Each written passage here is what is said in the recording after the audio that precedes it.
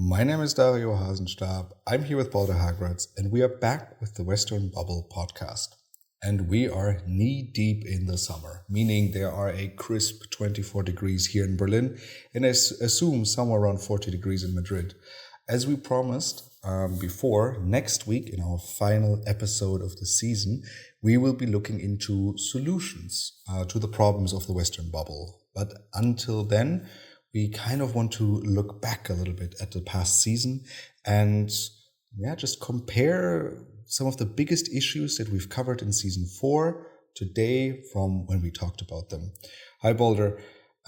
First of all, how warm is it and what topics are we speaking about today?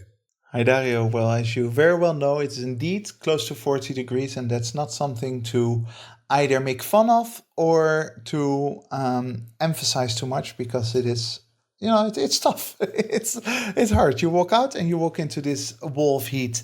But okay, at least we live in the luxury of air conditioning and life is good. So we can actually discuss some actual important topics, and we made a quick list in advance of this episode. First, we're gonna have a quick fire round where we go through a number of brief issues just to mention them, and then we go into a little bit more detail with respect to the situation in Ukraine, Israel, Gaza, unavoidably, of course. We'll talk a little bit about Iran, about the UK elections, and about President Joe Biden, who is still running, even though nobody really understands why. And for this, we will not be following our usual structure, so no wonderful jingles here. Again, we're just in a nice summary way. We're going through this, and as you said, we're starting with a quick fire round, right? The way this goes is in any debate or social media formats. I will be reading out a sentence, and then you will have to complete it within, I would say, a word or maybe 2, 3, 4 words, depending on. Right, on how eloquent it's supposed to sound, but not longer than one sentence maximum. Fair enough. Starting with the first topic that we've chosen, and this is going all the way back to episode 57, titled "Reconnecting with Venezuela." Balder, the Western embargo on Venezuela is gone. Okay, gone. Very good. That's within the one word. So what exactly do you mean with that? I mean, I didn't hear a big announcement out on the news that, hey, we're trading again with Venezuela. Well, yeah, that's true. What's happened is that over the past 10 years, of course, there was all of a sudden this hype of, hey, we can get rid of the Maduro regime because the Maduro regime is not in line with our own ideology. We don't like the way they are dealing with their own country. There was this real hype around the opposition for a short period of time, specifically around Guaido, who was the opposition leader. That then turned out to be nothing because no change actually occurred. And then the West began boycotting, embargoing the country. But what does that do? That leads to Russia and China going in and saying, okay, thank you very much. We'll add this to our sphere of influence.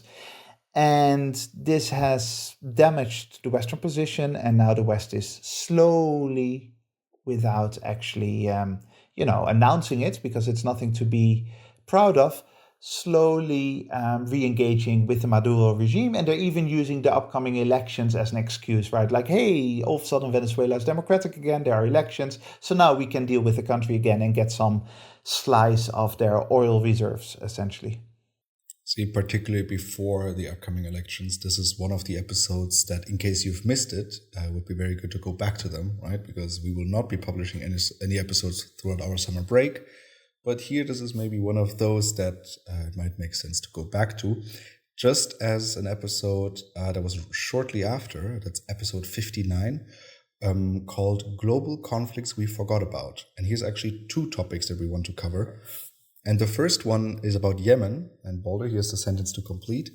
How many Westerners know about Western warplanes flying airstrikes against the Houthis this week? I want to say 83, something like that. Is that 83% of the population or 83 people? No. I actually meant literally 83 out of about 1 billion people. The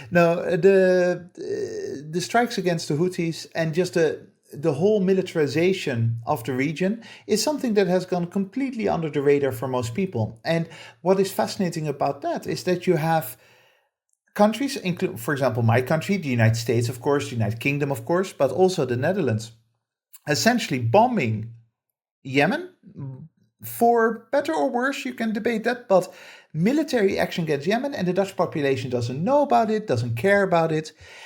And that says something about how we have militarized our foreign policy, right? How we are nowadays at ease with using the military to solve problems.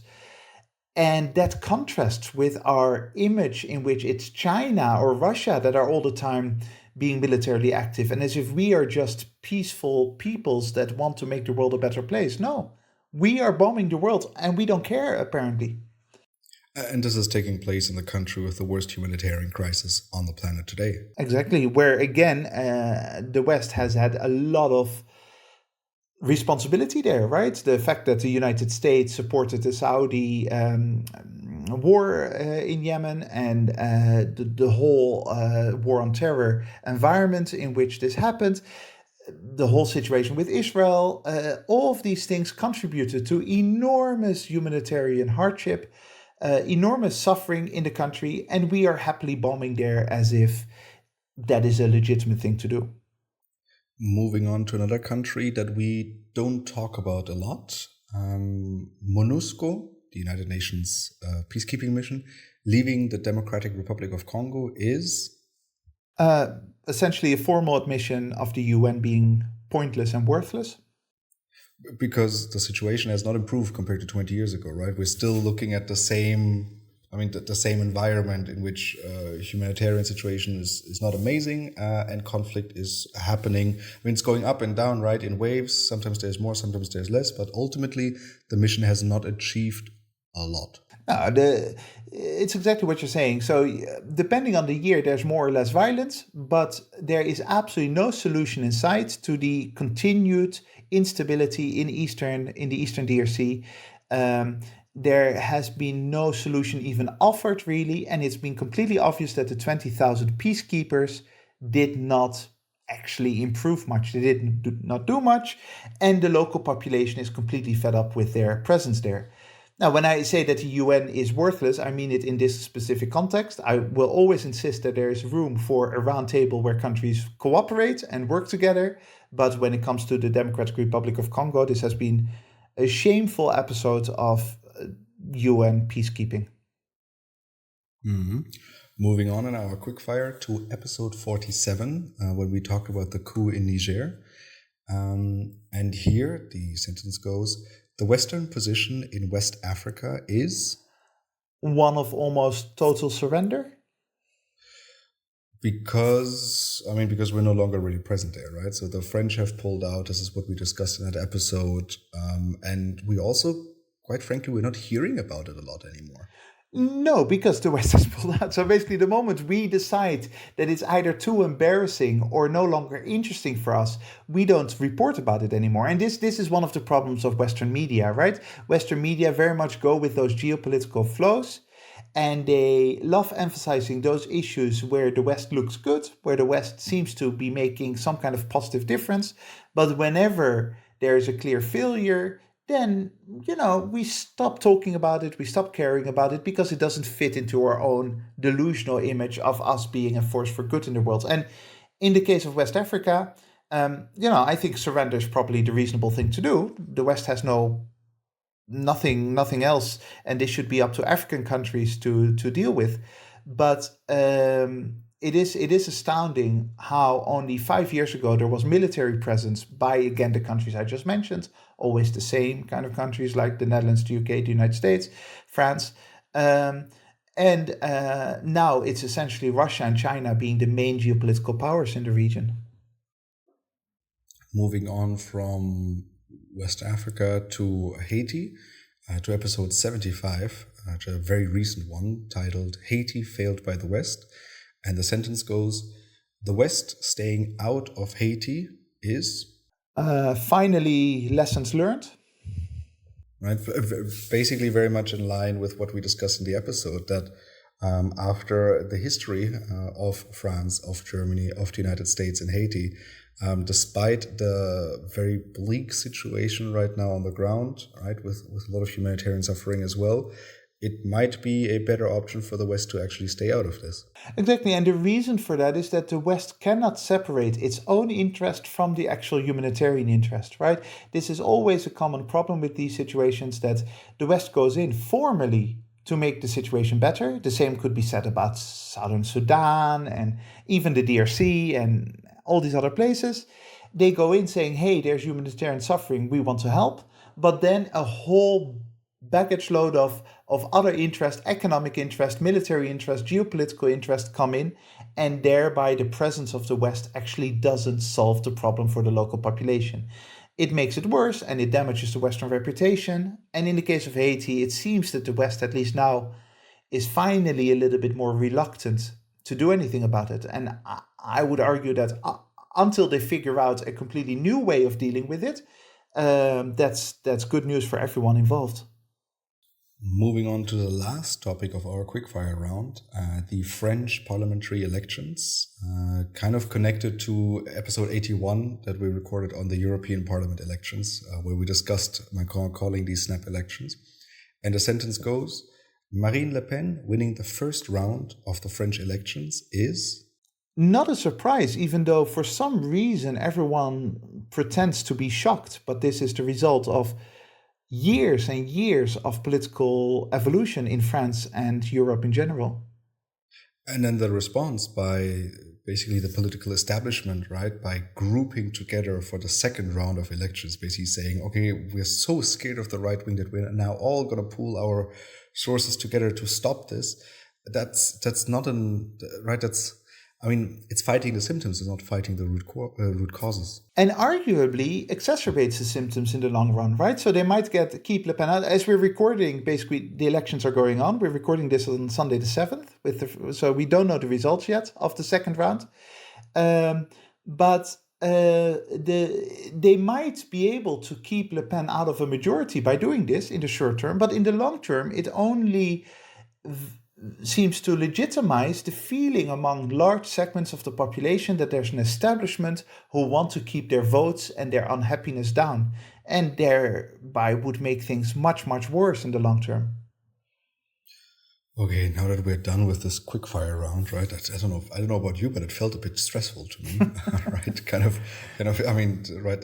Our regular audience knows that we have a tendency to dive deeper into topics, but this one felt a bit stressed to me. I don't know about you. Well, yeah, we like to blab a bit, and we like to take our time, and sometimes even become a bit repetitive, and that's hard in a quickfire round. So let's not do this too often, Dario. Absolutely. So one of the topics that we want to dedicate a few more minutes to is obviously the war in Ukraine, still happening after, we're now inching in on 2.5 years. It's actually quite some time.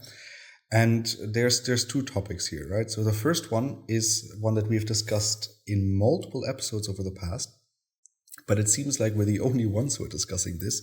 I'm talking about the bombing of the Nord Stream pipelines, where it seems like, right, Denmark, Sweden, they have all dropped their investigations. The Germans are still pretending to be investigating, if you ask me. But it seems like from the European political elite, there's no interest in these investigations. Yet there's a survey that came out a month ago that basically says that 2/3 of Europeans are still concerned about there being no results of the investigations yet. Yeah, and it surprises me a little bit that 2/3 even know about Nord Stream, because the media is not covering it, right? Once in a while an article, but it surprises me that people actually don't answer, I don't know what Nord Stream is. At a slightly more important level, I am absolutely astounded that the media hasn't done this, right? I am astounded that there is not more discussion of this. And it shows once again that kind of indirect, implicit relationship between politicians and media. Because what would be the reason why why politicians are not interested in the investigation? Because they know that the outcome is not going to help them. When would the outcome not help them? If it's anyone not called Russia, basically, right? The only thing that would be useful for politicians if it turns out that Vladimir Putin single-handedly blew up the pipeline. If that's not the case, and it seems pretty obvious that that's not the case, then politicians don't want to hear the answer to the question who did it, because it might be very, very uncomfortable, as we have discussed in the past. But that the media then doesn't actually want to analyze that further either, that is a really, really big deal, because there's an enormously interesting journalistic story here. So in the preparation for this episode, I obviously kind of did a quick Google search on, what actually happened with the Nord Stream investigations, because it might be that for 2 days you're not looking into the news and some big news item on it breaks and you're just missing it. But no, there has been nothing. I mean, that's how I found the survey, right? And another interesting article I found is that actually in April, China at the United Nations called for a UN-led investigation into the sabotage of the Nord Stream pipelines, which, I mean, either tells me two things: that the Chinese are very, very interested in this pipeline, or that Russia does not seem to be as scared of an international investigation as maybe others, because, I mean, Russia has also repeatedly called for an international investigation into this. Well, that second point is completely obvious and also fascinating, right? Russia has been quite consistent in this sense, because they know that they haven't done it. So they have nothing to fear from an international investigation. Of course, they don't trust the Europeans. Of course, they don't trust the Americans to do it for obvious reasons. And the fact that China calls for this is a confirmation that Russia is okay with that Russia would like some kind of neutral observer to look into it. China would not call for this if Moscow told them not to do it, because there's nothing to gain for China otherwise. The other really interesting observation here, I find, is that it's yet another sign, as there have been many signs in the past already, of China feeling more and more comfortable to use and even weaponize the UN against the West, right? Which is in many ways good news for the world, because the UN should not be some kind of Western bulwark. The UN should be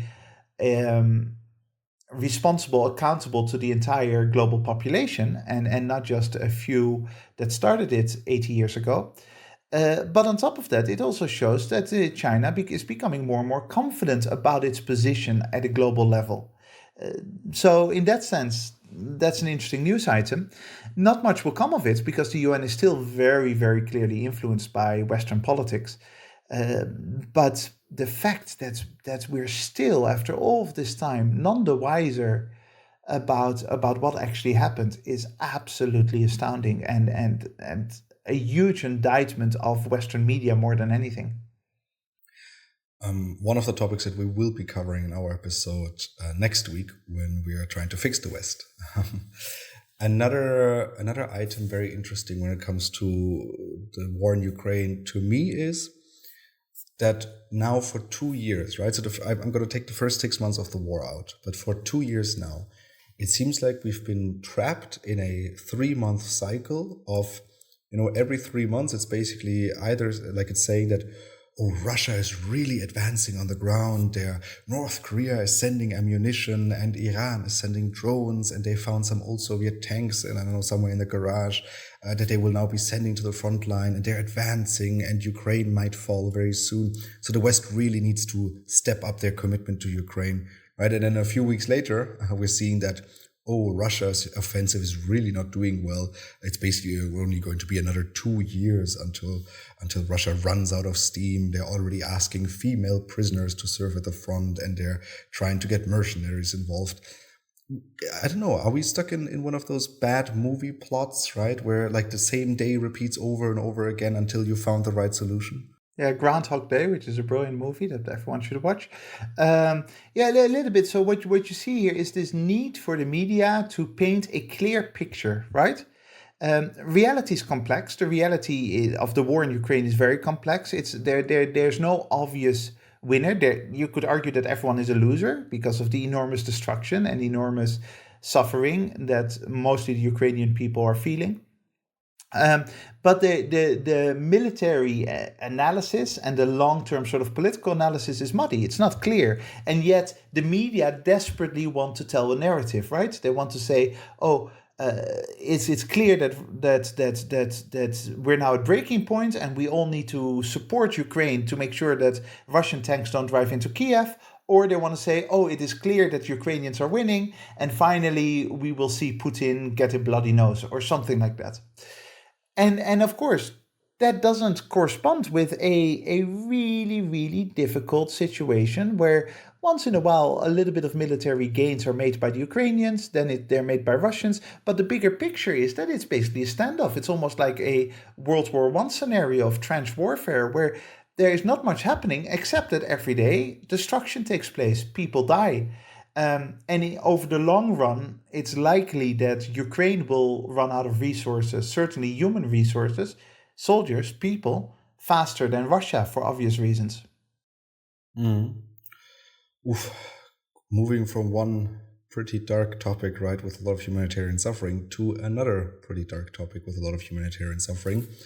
Let's move on to Israel-Gaza, where there is, the last time we spoke about Israel-Gaza, we kind of talked about 30,000 people dead, even more injured, right? Famine, huge humanitarian suffering on all ends. And now we're talking about it again, and now we're a lot closer to 40,000 people dead and no solution in sight. Because if anything, it seems like that the Israeli siege mentality has grown even stronger.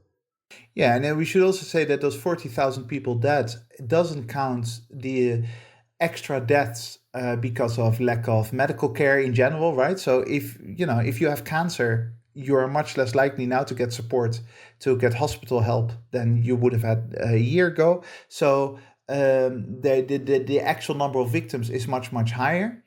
And it is, well, both horrific and fascinating just from a distance, non-emotional perspective, to observe how Israel is digging itself deeper and deeper into the siege mentality, right? And the fact that only last week there was this news that they have now formally approved, or the Israeli government has formally approved, the annexation of West Bank land, the largest amount of annexation so far, shows something about that siege mentality. Because in no scenario is this something that Israel should do right now, just from a selfish perspective, right? If you're the most diehard, ultra-Orthodox Zionist settler there, you should also then understand that you don't want to feed criticism against you right now. And that's exactly what Israel's doing. It seems as if they don't care anymore about the rest of the world's perspective on Israel. It's like, we are fighting and we will continue fighting, and either you're with us or you're against us, and we're not going to in any way be intelligent about our marketing, about the way we present ourselves. And that is, of course, terrible news for everyone involved, because it's the sign of a military machine without limitations, essentially.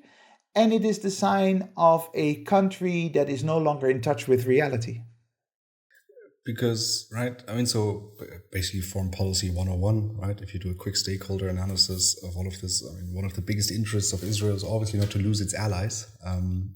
It seems like right now they're doing a pretty good job at scaring them away further and further. The United States and Germany are obviously still there for obvious reasons, but are making it more and more difficult by the day. But even if we look at the ground objectives of Israel, right, and that has always been bring the hostages back. By now we've rescued very few hostages, and a lot of soldiers are dying on a daily basis, right? So you're not even in a net plus when it comes to human lives saved by this operation. There's just nothing, at least to me, that makes sense about this operation from an Israeli perspective. And we don't even have to start about the other perspective, because there's obviously only suffering on that side.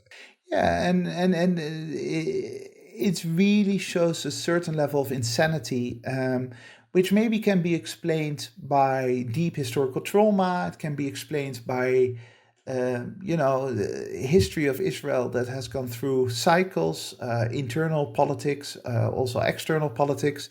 But it is completely obvious that it is now no longer a rational actor. Israel is not a rational actor, at least from a governmental perspective. And the fact that there aren't every day millions of Israelis in the streets protesting this behavior is also a sign of a population that doesn't know what it's doing anymore. And I say that as someone who's not an expert on Israel, but just as an outsider observing this deeply, deeply destructive behavior. Now, I will say this, and that's kind of interesting from a broader perspective as well, outside of this specific conflict. In the West, the hype is over, right? In the West, the people care less now than they cared 6 months ago. So when 6 months ago, during the height of the hype in the West, when everyone had an opinion and everyone was talking about it, when I said, hey, there's other things in the world happening as well, now we are the only ones still talking about it because everyone else has moved on. And this is similar to the invasion of Ukraine. The first few months, everyone was talking about the invasion of Ukraine, then it dies out. It's similar with all COVID, all those kinds of things.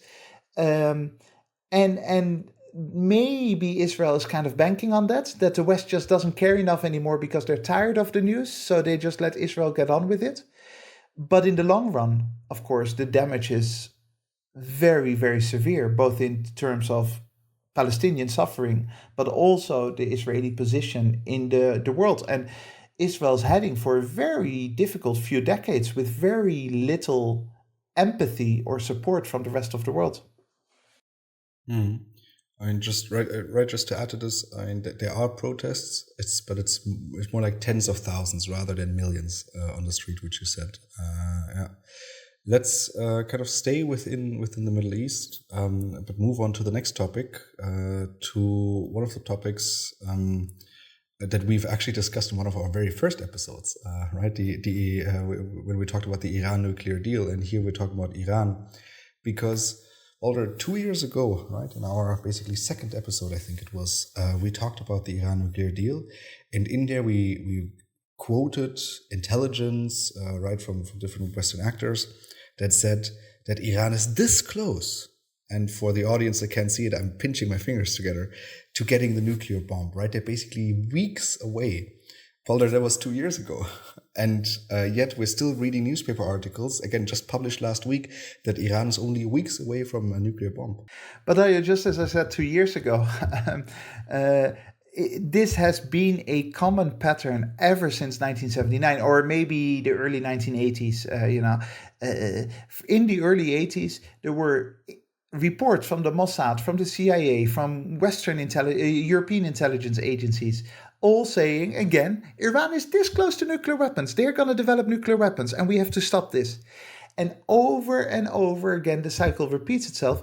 As long as I've been teaching international relations at universities, which is quite a long time by now, I have been saying this to my students. Look at these documents. Look at this document from 1981. Look at this document from 1995. Look at this document from 2005. All claiming that Iran is about to get nuclear weapons, and then even worse, use those nuclear weapons offensively to either wipe out Israel or strike against the West or something like that. And every year that I'm teaching I'm sort of thinking by myself, I hope that this won't be the year in which finally the West gets proven right? Because my point is all the time, look at this nonsense, look at how they make these claims forever and it doesn't happen. And every year I'm a little bit nervous. And then it turns out that I had no reason to be nervous at all, because it just is not happening. It is one of those psychological cycles in which the West can't help themselves. It fits their narrative, it fits their ambition to isolate Iran, to make Iran out to be this evil source of destruction, and they just essentially make up nonsense. Another development that has happened in Iran the past few weeks, so basically during season 4, is that President Raisi died in a helicopter crash,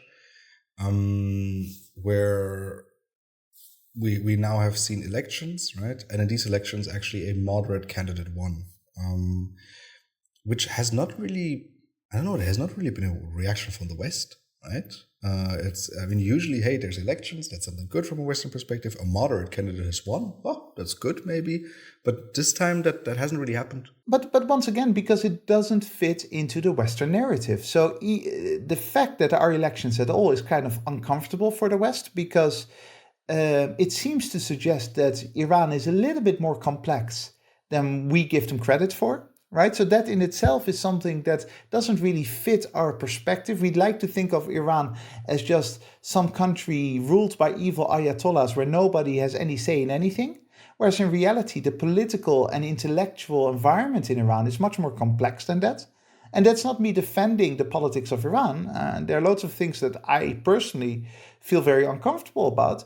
But I also have to recognize that Iran is a complex and very large country with a very long and proud history of political and intellectual debate and conversations and universities and academics and all that kind of thing. So the fact that there are elections at all seems to humanize Iran in a way that the West doesn't like.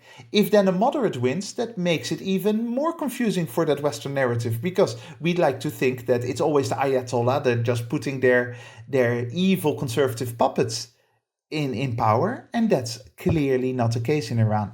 So now, the word moderate is a little bit tricky in the case of Iran, because, of course, in European terms, the moderate candidate would be an extremely conservative politician. But from our podcast perspective, the takeaway here is that we desperately are trying to paint a picture of Iran that doesn't correspond with reality. We do that at a foreign policy level. We do that when we analyze the politics of Iran. And instead of saying Iran is a very complex country with lots of different dynamics, we just want to pretend that there's some kind of existential threat to us or our allies or anything like that. While at the same time, we happily do business with Saudi Arabia, which doesn't have any elections at all, at least no serious ones that have any impact, and that is much more authoritarian than Iran could ever be. Moving from one set of elections to another one, to the ones in the United Kingdom that just happened last Thursday, a few days ago. And so this is a very dark day for the Western bubble, because one of our most prominent supporters has basically lost her seat in the House. We're talking about Liz Truss. She unfortunately, just like many other Tories, has lost her seat, and that's very sad for us, because who is now going to give us a reason to talk about the United Kingdom? Yeah, I mean, of course, Liz Truss is so far out there that she was brilliant for people like us, because it really confirms all our darkest thoughts about what they were doing over there. So this was coming, right? It's the only surprise here to me is that this didn't happen in earlier elections. You know, that this continued after the Brexit debacle, after the insanity of Boris Johnson and Liz Truss for so long. But the fact that the Tories are out now is, of course, long overdue. The takeaway here is that people voted against Liz Truss, against Rishi Sunak, against the Tories. They didn't really vote for anything, right? They were just completely and understandably fed up with very, very destructive 15 years of policymaking. But there is no real enthusiasm about Labour or the Labour government, because they haven't really put forward anything to be enthusiastic about. Right. So this is something I texted you on the night of the elections, where I basically said, I thought the German election system, electoral system was crooked, because we have these overhang mandates, and we have a direct candidate and a list candidate for proportional representation. It's very complicated. I don't think Germans understand really what we vote for. But then I looked at the United Kingdom and I thought, maybe I'm glad that we have such a weird system, because Labour only received 32 or 33% of the votes, but gained 2/3 of the seats in the House. That's, I mean, I don't know, correct me if I'm wrong, but that doesn't seem right. So people didn't really vote for Labour. Yeah, so I think the exact number was 33.7%. And you're absolutely right. There's something really odd about that. Now, I'm always a little bit torn in this conversation, because a lot of people in the UK have, for the past 2 decades essentially, been making the case for proportional representation, saying this isn't fair, this isn't right. I do think that there's some kind of value in having your own local representative, which, for example, doesn't exist in the Netherlands, and parliamentarians in the Netherlands are completely anonymous. The same in Spain. Parliamentarians in Spain are completely pointless in a way because you don't have any personal connection with them. In the UK, you do. And the fact that we have all those characters that we now know lost yesterday, that says something about at least a personal connection with all of this, right? And I say yesterday, but that's not quite right. It was 3 days ago. It seems like yesterday. But yeah, so the system is an awkward and kind of uncomfortable system in that way. What is much more interesting to me, though, is that actually the number of people in absolute terms voting for Labour has gone down. The number of people voting for Keir Starmer in his own constituency has gone down quite significantly. So he won his constituency, obviously, but fewer people in his constituency voted for him than last time in 2019. Jeremy Corbyn, who has been vilified by media and the Labour establishment and everyone else for being too much of a socialist and an anti-Semitic leader in within the Labour Party, he won 40% of the vote when he lost the elections. He won something like 5 million more votes than Keir Starmer did last week. So there's a problem here. There is a complete lack of enthusiasm. Right, because for context, I mean, Jeremy Corbyn was the prior basically leading candidate of Labour, right? So that's why this is so significant. And then we might ask ourselves, okay, where did all of those votes go? And surprise, surprise, as everywhere right now, they went to the right, to the populist right. Yeah, so now the UK can finally join the ranks of European countries with the extreme right. They now formally have it. So in the past, you could argue that they were sort of covered within the Tory party, something that, for example, here in Spain also existed for a long time, where the extreme right was part of the Partido Popular, which was sort of right of center with some extreme leanings. Now that has all split up. So now the UK also has an extreme right-wing party. And the analysis here surely is that if nobody is enthusiastic about Labour, but they vote for Labour because they want to get the Tories out, and all of a sudden you've got a very large amount of people voting for the extreme right, who, by the way, got very few seats, only 5 seats, even though they got 15% of the votes or something like that. The failure of the establishment here is very clearly not having a narrative that people can connect to, that gives people some sense of purpose. Voting for Labour because you are against the Tories is a terrible reason to vote for Labour, right? But that's all that they give you, apparently. And so this is something very worrisome. And that's the same as we mentioned previously about the French elections, right? Voting for establishment parties because you desperately want to keep Le Pen out of power, that is kind of a sad reason to vote. And I feel like that's the same, right? Voting for an octogenarian, Joe Biden, just to keep Donald Trump out of office is also a very sad reason to vote, right? But that's currently the reality that somewhere between 80 and 90 million Americans will face in November, because I would say most of the listeners have also heard or at least seen something about the debates that took place 2 weeks ago. I must say, I was a bit shocked, right? I mean, because I have seen Joe Biden maybe talk 2 sentences, right, at length in like different news snippets, and you read about him. I didn't know how bad it was. And this is the first time in basically since the last election I listened to the man speak for more than 90 minutes. And boy, I mean, how is this happening? This man is so old. He can barely, I'm so sorry, but he can barely walk. And he performed this badly after having a full week of basically naps and catering all day long in Camp David. Yeah, so you call him octogenarian, but that's kind of doing him, doing him a service. It's not sufficiently describing the problem here, because let's face it, 80 is the new 65, right? People are much healthier than they used to be. Joe Biden is the oldest 81-year-old I've ever seen in my life. I mean, the man is really, really old for his age. Now, that's not a surprise. He was president for 4 years, or 3.5 years now. That takes a lot out of you. He was vice president before that. There can also be genetics involved, but he is an 81-year-old that is no longer operating normally. There, the issue here is not that he had a bad debate. The issue is that this is the latest in a very long line of evidence that he is not equipped to be president.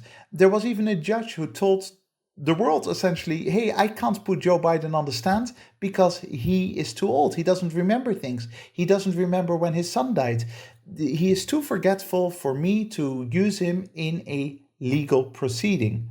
If that is the case, how is it possible that the Democratic Party put him forward still as the candidate without any opposition, essentially, and only now, after the debate, pretends to be shocked? Oh no, he is actually not performing very well. He's not actually putting sentences together, at least not in a coherent way. He seems to be forgetful and he seems to be falling asleep. We all knew this. We knew this for over a year, for 2 years.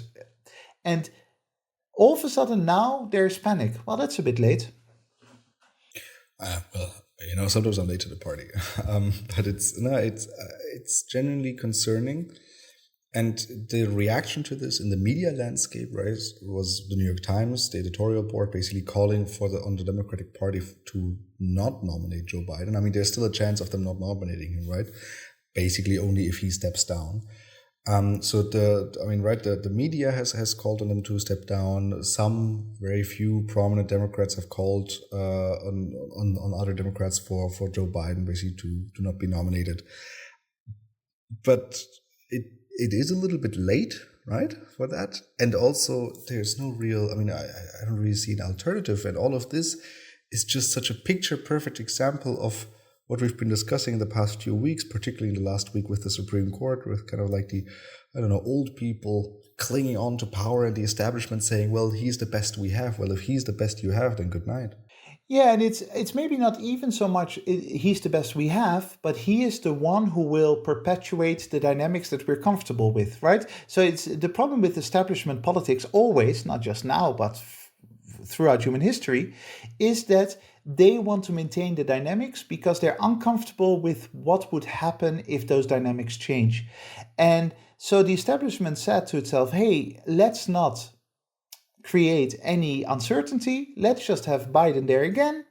The people around Biden are the ones that we can work with, the ones we're comfortable with, and things will be fine. Well, it turns out that things aren't fine if you don't actually look at reality, if you don't care about content. Because in many ways, it's fascinating that people are talking about, oh, can he beat Trump or not? Which is a fair question, which is an important question. But nobody's actually saying this is currently the most powerful man in the world. He is the one who can decide on nuclear war. A man who is clearly too old to remember things, too old to actually be even a mid-level manager, is president of the United States right now as we speak. That is shocking, and the establishment let that happen. No wonder that people are turning to extremist parties, because the establishment doesn't respond to the needs of the country. I mean, the response to this is always, oh, but there's a good team around him, right? And I mean, I'm someone who has said this before. I mean, 4 years ago, I said, oh, well, Biden is going to assemble a good team and they will hopefully kind of make sure that there will be a good succession process. But there is one problem with this. Again, if it goes on for 4 years and if it goes on beyond that, because there's simply a lack of accountability. I mean, it's great that you have a team of technocrats kind of running the country. I mean, we have discussed this in the past, and I mean, I'm no stranger to that idea. But from a Western, right, bubble perspective, aka what makes the West strong, right? These strong liberal democratic institutions. That's a terrible idea because there's no accountability to any of the actions of his team, because you can hold the old man accountable, but he doesn't know. Accountability and legitimacy, and exactly what you're saying. I've been amazed how even really left-wing commentators, like properly left-wing commentators who don't like the Democratic establishment, have said, well, I'm kind of okay with the situation because at least he's got good people around him. But those good people around him do not have political legitimacy. They weren't elected, which is a fundamental principle of a well-functioning liberal democracy, that the person in charge not his advisors. The person in charge is the one who makes choices because they were elected by the electorate. And then accountability. So whenever something bad happens now, no one is going to blame Biden because we all know he was asleep. And so who are we going to blame? Who is going to be fired? Who's going to take the responsibility for things going horribly wrong?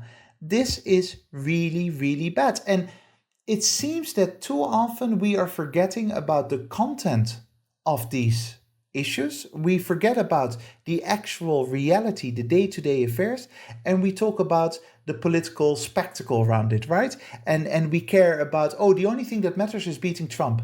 No, I think what matters is that the president today, in July 2024, actually can do his job properly. And yet we are all so filled with sort of the theater of elections and the theater of us versus them, the theater of Democrats versus Republicans, that we completely forget about what really matters: policymaking and accountability, legitimacy, and all those kinds of things. This seems like a great moment to end today's recap before the summer.